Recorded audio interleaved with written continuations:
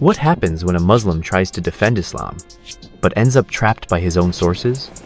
In today's video, Shamoun goes full detective mode, exposing the contradictions between the Quran and Hadiths, and showing why you can't reject them or accept them without Islam collapsing in on itself. It's a theological checkmate, and trust me, you don't want to miss this one. Let's jump in. So, do you reject the Hadith then? No, I don't reject the Hadiths, but I don't think like they're infallible, you know? So I don't think all the Hadiths are 100% like we can't say for sure that all the Hadiths are accurate. And I'm skeptic about like the way they classify Sahihs and stuff like. Yeah. But then that means you don't really believe in the Hadiths because you're going by what they would tell you your whims and desires meaning. Let me explain. I'm glad you're doubting. I'm not trying to make you a Muslim. What I'm trying to say is you're now using your own reasoning, aql, like the Mutazilite, to reject what your Sunni tradition rigorously authenticated meaning. For someone to come today and say, well, that narration in Sahih Bukhari is not true, well, that means you're now casting the entire foundation of your Quran out the window, because these were the men that did the sifting for you. Like out of 600,000 ahadith that Bukhari examined, he whittled it down to where he only accepted the traditions that passed the criteria of absolute authenticity. Now, what you're doing is, so they got rid of, let's say, 99% of these hadiths. They then went with what they could rigorously verify as being absolutely authentic to their standards. And now you're questioning that 1% because it doesn't make sense. They didn't question the hadiths because it didn't make sense to them. They questioned the hadith whether there was a defect in the chain or if there was something in the content that clearly contradicted the Quran, or both.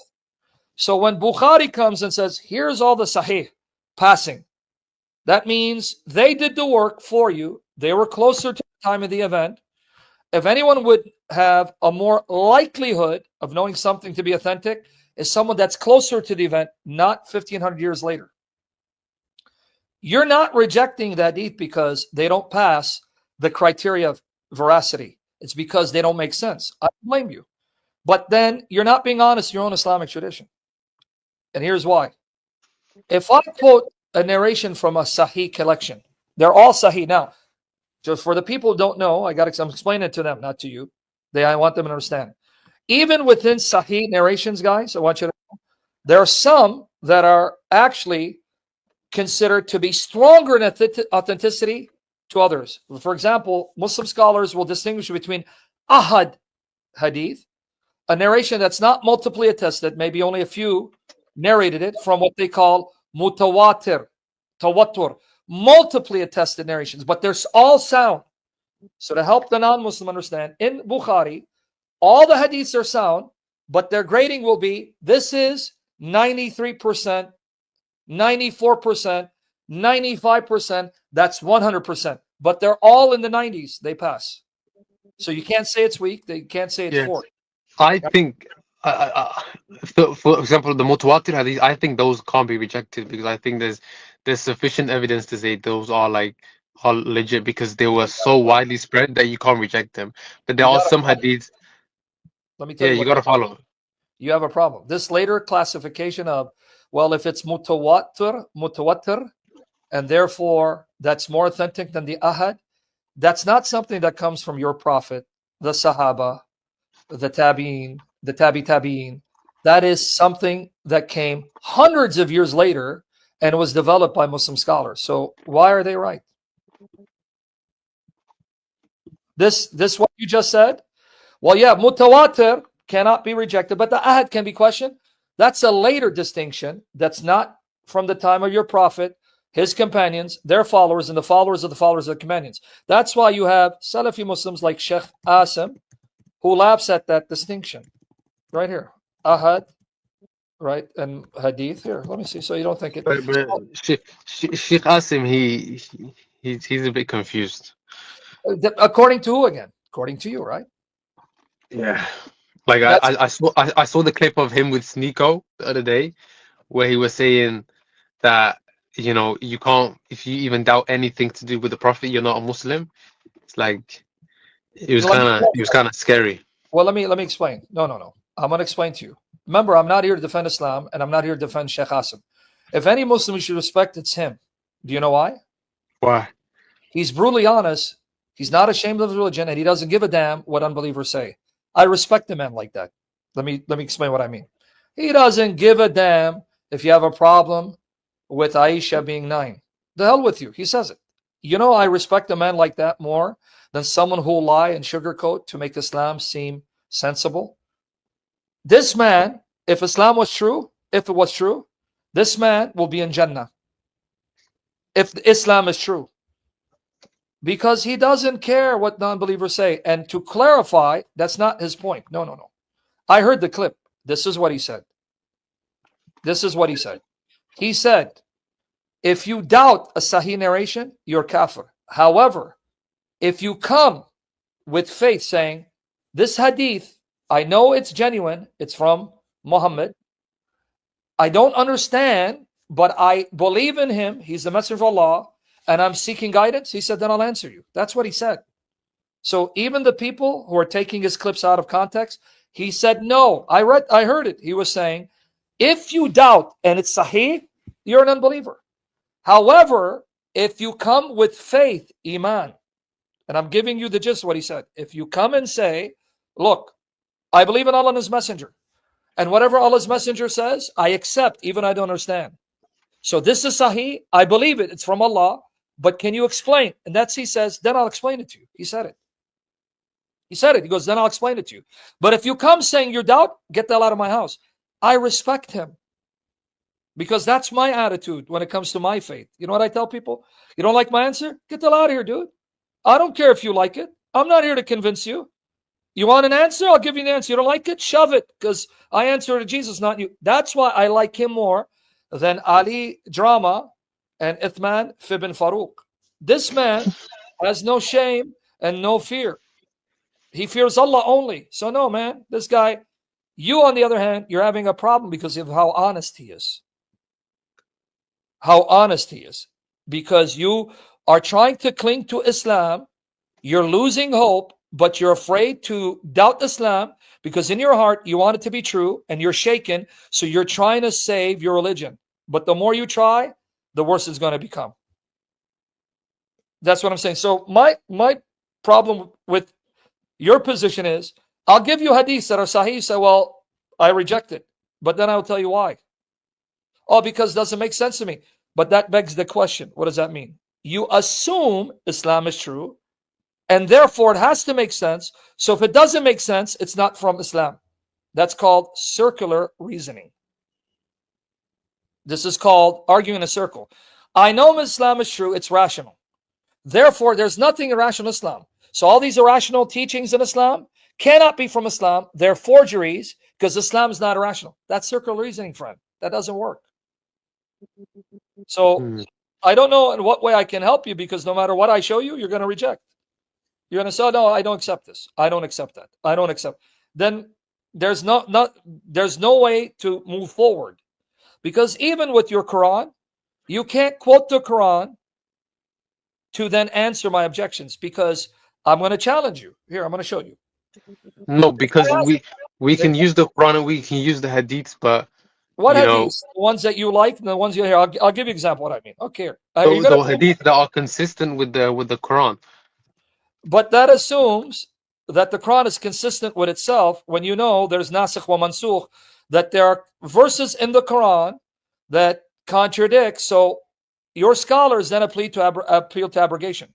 That's not me saying, that's Yasir Qadi. Yasir Qadi says you appeal to abrogation when you have two texts in the Quran that contradict, you can't reconcile it, so then you say, well, one abrogates the other. So you see the circular reasoning again? Can you give me an example? Yes, I'll give you an example. But before I get that point, let's backtrack. Before I get there, I'll give you an example. I'll show you. And I'll show you Yasir Qadi. I didn't articulate this.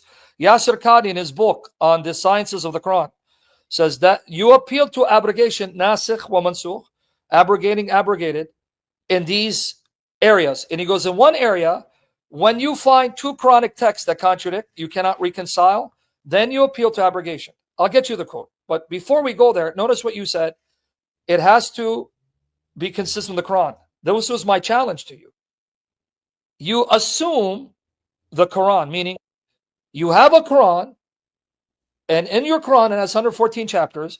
But wait, let's take it a step back. How do you know what the Quran is from the Quran alone? Meaning, don't appeal to outside the Quran. Don't go to your Hadiths. Can you show me from the Quran how many chapters make up the Quran? How many verses each chapter consists of? And when the Quran was sent down from the Quran itself? No, that's why I'm not a Quran only. I don't think you can hold the position of Quran only. But you got a problem. That's what I want you to say. Because then the very sources that you depend on to tell you what the Quran is are the sources filled with these irrational, silly teachings. So you see what you're doing to yourself? You need the Hadiths to tell you what the Quran is. Those Hadiths are what is an embarrassment to Islam. So now you're going to sift through the Hadith, say, well, I accept this, I accept that. You make yourself the judge. But isn't that the point of religion? Is like No. It's like having you in your connection with God. This is why I find like this idea that you have to follow this uniform like idea and understanding, and like this scholar tells you this and you have to do this, and like why can't we have our understanding and use that to form what is our reasoning? That's the problem though, because you say our understanding. Then if you apply your understanding and I apply my understanding and he applies his understanding, we create contradictions.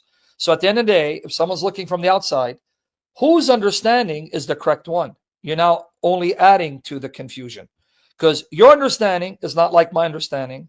My understanding is not like his understanding. And then if we all come with our own aql, our own understanding, then we're going to create thousands of versions of Islam, thousands of versions of Christianity, thousands of versions of Judaism. So then I'm stuck looking at, okay, now whose understanding do I submit to? Isn't that the case already? There's thousands of different. But why?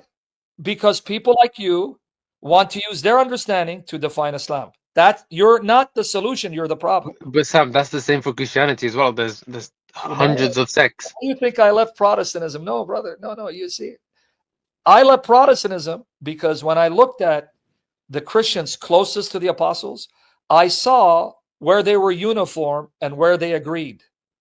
If you've been watching me, I've been arguing this. Why do you think I left? Yes, you're true. In Protestantism, we got so many definitions and so many different expressions. When I started looking at church history and I went to the earlier sources, those closest to the apostles, because we have their writings, Ignatius, Irenaeus, then I saw the church universally all agreed on these doctrines and they didn't diverge from it. But then I saw, when I looked at those doctrines among Protestants, they couldn't even agree on them. That's why I left. But if you do that, you're going to end up embracing what the Salafis tell you, the way of the Salaf Salih, right? Yeah. But that was a natural conclusion. As you got more religious, you have to like become a Salafi, and like you have to like embrace right. what they say, and then as you do more and more research, it's like you can't reconcile what they're saying. Like, for example, the Salafis, they teach, like you have to take everything literally, and like No, again, you're having me defend it. No, I don't want to defend. No, they'll say, if you don't have a sound, authentic narration from your prophet or his companions, that's why we follow the Salaf. And for those of people, again, guys, I'm trying to explain for you non-Muslims, the Salaf. According to Islam, there's a tradition Muhammad says, right? The ones who are rightly guided is my generation. That's the Sahaba, meaning companions of Muhammad. The generation after them, and the generation after that. The three first generations, so they're called the Salaf. Sahaba, companions of Muhammad, their disciples, and the term is tabi'in, and then the tabi'in. So what they tell you is, if you find an authentic narration from the first three generations saying this is metaphorical, this is allegorical, you accept it. But if you find that none of them allegorize the hands of Allah, You do not allegorize it. You say you affirm it, but the reality, the how, is known only to Allah. What they say, billa kayf, billa kayfa. So no, again, I don't want to defend them, but I'm trying to accurately represent them. So they'll say, no, if there's a narration where your prophet says, this is the meaning, and he allegorizes it, then we go with the allegorical meaning. They're saying the problem with you guys, you don't have a sound, authentic narration from the first three generations saying the hands of Allah means his power. You want to say it's his power because you can't handle the fact that Allah has hands. So go, so we're being faithful, you're not. So that's the Salafi. That's why I tell people, I say to people, if you're going to follow pure Sunni Islam, if you're going to go with the most authentic traditions of Sunni Islam, you're going to end up Salafi. But you see the problem of being a Salafi, and you don't like it. So that's your dilemma, friend. So I don't know how to help you out of your dilemma. Now let me show you where Yasir Qadhi says, you appeal to abrogation when there's a contradiction. Yasir Qadhi, not me. So I don't know what to tell you, man, because no matter what, I'm going to prove to you. I'm going to quote you hadith, and you say, no, I don't accept it. So then that means we're wasting time because we don't have common ground to argue. Because even when you quote the Quran, I'm going to stop you saying, how do you know that surah is part of the Quran? Where does the Quran say that this surah is part of the Quran? Okay, but can you, for example, show me inconsistencies or like? Yes, I can. In the Quran, definitely. Just in the Quran. Yes, I can. I'll show you. I'll give you a couple. I mean, just wait. I'll give you. But I want to show you that I didn't make it. I didn't make up this. That you appeal to abrogation when there are two texts in the Quran that contradict. You can't reconcile them. I gotta find it. Yes, give me a chance to find the article. Man, you killing me. I got too many articles. I can't keep up. Hold on. Let me go here. Let me see if I link to it. Let's see here. Come on. Where are you? Yep. All right. Right here. This is okay. I'll get you the article right now.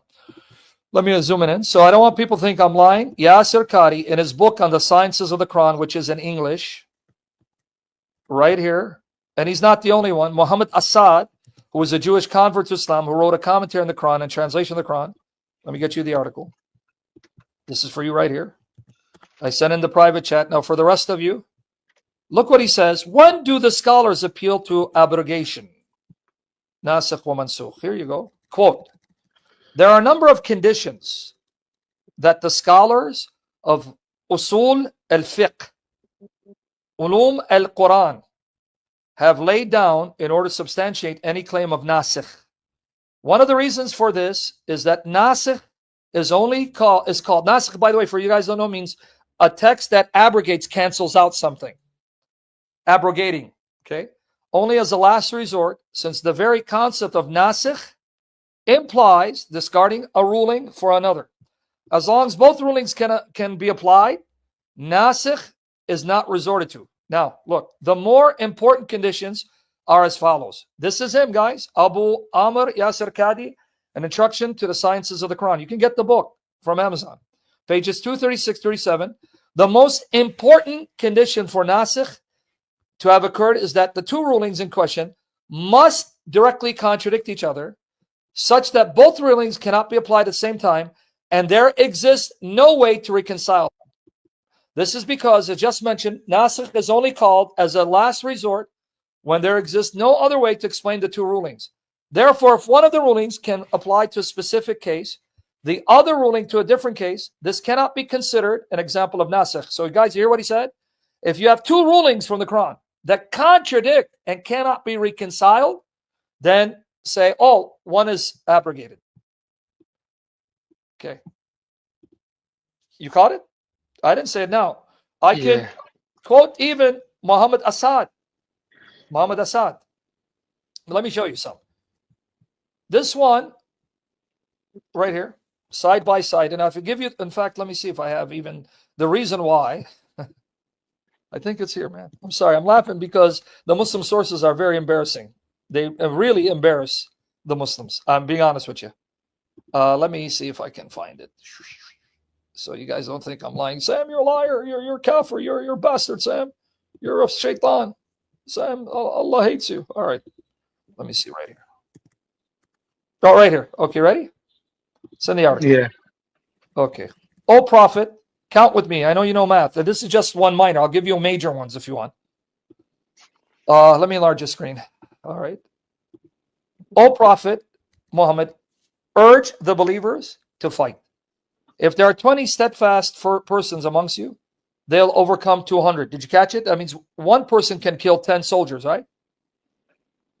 Do the math. 20 versus 200. See it? Yeah. So if there's 20 Muslim soldiers, they can kill 200. That means each soldier can take down 10, right? Yeah. All right. And if there be 100 steadfast persons, they will overcome 1,000 of those who disbelieve, because the disbelievers, are people who do not understand. Now, that was 865. Now, notice the next verse, and I'm going to give you the historical context, why this was revealed. Now, guys, notice 66. This came afterwards, according to the Muslim sources. Now, Allah has lightened your task, for He knows that there is weakness in you. So if there are of you 100 steadfast persons, they shall overcome 200. Now, He changed it. The ratios, one of you can kill 2. Earlier was one of you can kill 10. But I wouldn't say that's really a contradiction. It's just maybe. No. You let me finish. Yeah. This 66 was given after the Muslims started complaining. That's according to your Muslim sources. What? Yeah, right here. Sirat Rasulullah. When the Muslims heard 65, they started freaking out. So Allah then sent 66. Okay, guys, I'll make it easier for you. You know, let me get to the point. What? Yeah, right there. What do you mean, what? Here. Is that an authentic hadith? What's the source of that? Astaghfirullah. I'll get you any commentary. This comes from Sirat Rasulullah Ibn Ishaq, edited by Ibn Hisham in 830 AD. And also, you'll find Tabari quoting Ibn Ishaq. No one rejected this. This is the historical context. So here, let me read it. Then he said, O Prophet, God is sufficient for thee and the believers who follow thee. O Prophet, exhort the believers to fight. If there are 20 steadfast ones among you, they will overcome 1,000 unbelievers. For there are 100 of you, they will overcome 1,000 unbelievers, for they are senseless people. 20 steadfast ones among you, they will overcome 1,000 unbelievers. All right, now, i.e., they do not fight with a good intention, nor for truth, nor have they knowledge of what is good and what is evil. Abdullah bin Abu Najh, from Ata bin Abu Ribah, from Abdullah ibn Abbas, so he gives you the chain, Ibn Abbas, Muhammad's cousin, told me that when this verse came down, it came as a shock to the Muslims who took it hard that 20 should have to fight 200 and 100 fight 1,000. So God relieved them and canceled the verse with that other verse.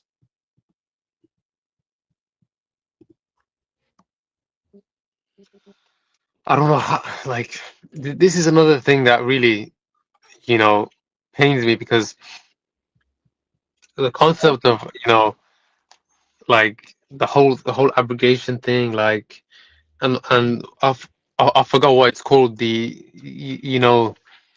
what is it called again? The literature that talks about how, in what context the Quran was revealed in. Yeah, that's it. Asbab al-Nuzul. Asbab al-Nuzul, yeah. I was reading the Asbab al-Nuzul books, and like some of the context of how some of these verses were revealed, it was like it doesn't make any sense, Yeah, but buddy, if you don't have Asbab al-Nuzul, you can't tell me the context of these verses. You can't. So you're in a dilemma. I know, but let's say I accept the Asbab al-Nuzul. This is why I have to reject it, because it doesn't. So notice, it's not Islam that you're following, it's your Islam, your own version of Islam. Here, I'll give you an example of what I mean. You have to have Asbab al-Nuzul, but then it's going to create problems for you. Okay, I'm going to show you an example of Asbab al-Nuzul that's going to give you a problem. You ready? Yeah. Okay. 17 verse 1. Glorified be he who carried his servant by night from the inviolable place of worship. That's, in Arabic, it's Masjid al-Haram, to the far distant place of worship, Masjid al-Aqsa. It says Masjid al-Haram, and he went to Masjid al-Aqsa. Worship the neighborhood whereof we have blessed, and that we might show him of our tokens. Lo, he, only he is the hearer and seer. So I'm going to ask you a question. Just using the Quran, who's his servant? Who did he take? The Prophet. Doesn't say Muhammad. How do you know? We know it from the sources, Yeah. Literature. The very literature that you selectively choose. So you see what you just did? If you stuck with this, you can tell me who the servant is and these places. Because if I say from the Quran, it says Masjid Al-Aqsa. And I say, where's I'm sorry, Masjid Al-Haram, Masjid Al-Aqsa. Just give you Arabic transliteration for those who can't read here. All right, it says Min al-Masjid al-Haram. So just from the Quran, where is Masjid al-Haram? We won't be able to. The Masjid Al-Haram is a name. It's a place. You don't know where though, but here you're supposed to know because it's telling you, look what Allah did for His servant. But then it says He took him to Masjid al-Aqsa. To Masjid. Masjid Al-Aqsa is a known location, which is Where? Which is in Jerusalem. Where does the Quran say it's in Jerusalem? No, but you know, it's a place. But So, how do you know where in the world? So as we can describe a location. Where? My friend, that's what I'm trying to get at. You had to go outside the Quran to tell me this is in Jerusalem. It doesn't say Jerusalem. The word Jerusalem does not even appear in the Quran once. Beni Israel. But okay, so then how do you know the servant is Muhammad? Maybe it's Moses, because later on it mentions Moses, and now you're back to Surah 1. And if this is called Bani Israel, which it is, Surah Al-Isra and Bani Israel, then if this is Jerusalem, then where the heck is Masjid Al-Haram? Because now it's about the Jews, it's not about the Muslims. Man. Okay, now, since you want to go outside of the Quran, let's go outside of the Quran. I'll grant that. But you understand this is where now you're going to destroy your religion? Yeah, let's go. I don't reject outside of the Quran. I accept Hadith and You're going to have to. that are mutawatir and that are No, you're going to have to. that are Brother, trust me, you're going to have to reject it. Do you know why? Because the Sirah, Hadith, commentaries say the Masjid Al-Aqsa is the temple, Baytul Maqdis. Here it is, Sahih Muslim. Okay. Baytul Maqdis, that means your prophet was taken to the Bayt, the house. Baytul Maqdis means holy house. And Aliyah, that's the place that was called, Aliyah was called Jerusalem, right? You got a problem. You know what the problem is? What is the problem? There was no temple in Jerusalem when your prophet supposedly went there, because the temple of Solomon, two times the temple was destroyed. First time in 586 BC, the second one 70 AD. There was no temple. So what temple did your prophet go and enter? Sahih Muslim. The mosque of Aliyah, that's the mosque in Israel. There was no temple, buddy. That's why I say you got a problem. You don't want to go outside of the Quran. Wait, sorry. What's the source for this, that there was no temple? Buddy, history. The temple was destroyed in 70 AD. Here. No, but you're saying that's history, but where is it? Where's the Every historical writing up until the time of Muhammad, the temple was destroyed 70 AD. The Bible, the extra No, but the biblical Bible sources. isn't a like. Are you on drugs now? Honestly, Isn't a like. You're not listening. No, but Sam, do you have like a manuscript dated to Buddy, that time? every historian before Muhammad. Are you serious? Temple destroyed 70 AD. Every historian, Josephus, every writer from the time of Christ or after Christ, because it's destroyed Christ to a prophet, they all say it's destroyed in 70 AD. The Jewish War, 66, 73 AD. What are you talking about? Here. You don't like Wikipedia? Go anywhere. Anyone and his mother. 70 AD. What are you talking about, man? Maybe they prayed in like the rubble or something. Doesn't say rubble. It says he entered the temple and even tied Burak to the door. There was no door here. Tafsir Ibn Kathir, 17:1. Look, there was no door. Here, look, but he says, look, the truth is that the prophet was taken on night journey when he was awake, not in a dream. He went from Mecca to Bayt al-Maqdis, riding on Al-Buraq. When he reached the door of there was no door because there was no sanctuary. He tied up his animal by the door and entered. Entered what? There was nothing. You just said rubbles. In fact, when Umar ibn al-Khattab went to Jerusalem, he found the mound of the temple. It was all a garbage dump. There was no temple. There was no door. So you see why I said you didn't want to go outside of the Quran, but if you stay with the Quran, you can't answer. And here, let's go. He tied up his animal by the door and entered, where he prayed 2 rak'ahs to greet the masjid. Then he came back down to Bayt al-Maqdis, and the prophets came down with him. He led them in prayer there when the time for prayer came. Some claim that he led them in prayer in heaven, but the reports seem to say that it was in Bayt al-Maqdis. In some reports, it says that he happened when he first entered. Entered what? The Bayt, the house.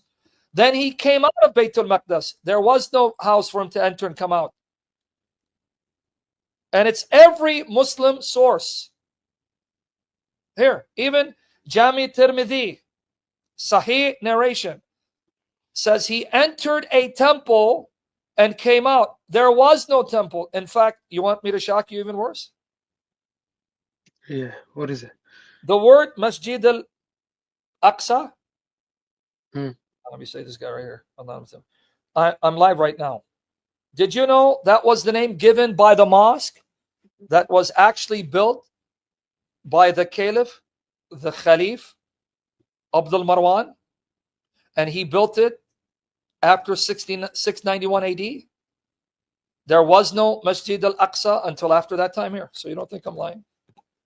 Yeah, but no, we know about that. That's like the mosque that's close to it, but the actual Temple Mount is what we call is the place that many people. Temple Mount. It says he. No, but this is what the Muslims believe is like the Temple Mount is where the sacred place, and then that mosque next to it they call it Masjid Al-Aqsa. No, you're wasting my time because no, that's not what it says. It said he entered the Bayt. Do I need to read it again? Yeah, but we said temple. Temple Mount is that temple? It's not the mount. He entered the Baytul Maqdis, the house, the holy house. The Temple Mount is a temple. That's like a room there. Okay, buddy. When you see the black stone, say hi for me. You gotta go, buddy. Bye bye. That was like watching a theological roller coaster with no brakes. Here are 3 things I learned from today's debate beatdown. 1. The Quran and Hadiths go together like oil and water, but Muslims are somehow expected to drink both. 2. Trying to reject the Hadiths to save Islam is like cutting off your own parachute mid-air. Spoiler, it doesn't end well. And 3. When Shamoun starts quoting sources, somebody's faith is about to have a rough day. If you laughed, learned something new, or just enjoyed the chaos, don't forget to like and subscribe, and I'll see you in the next one.